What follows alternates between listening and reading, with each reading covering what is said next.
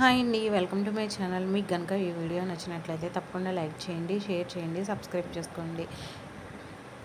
ఇంకా దుర్గా అయితే రక్షిత వాళ్ళ ఇంటికి వస్తుంది. ఏంటి, నువ్వు కూడా నీ భర్త చేసే పనికి కౌంట్ డౌన్ ఇవ్వడానికి వచ్చావా అని చెప్పి రక్షిత అయితే అడుగుతుంది.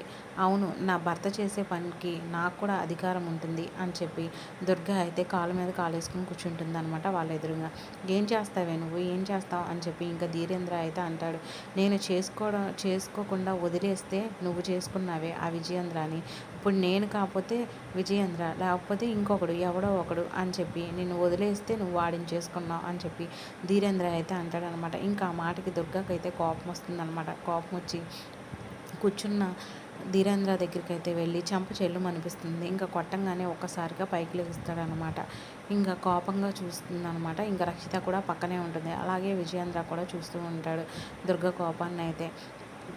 చంపేస్తా నిన్ను అని చెప్పి సీరియస్గా అయితే ధీరేంద్రని అయితే వార్నింగ్ ఇస్తుంది.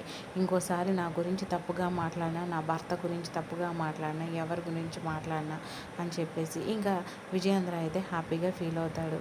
Thank you for watching. Please like, share and subscribe.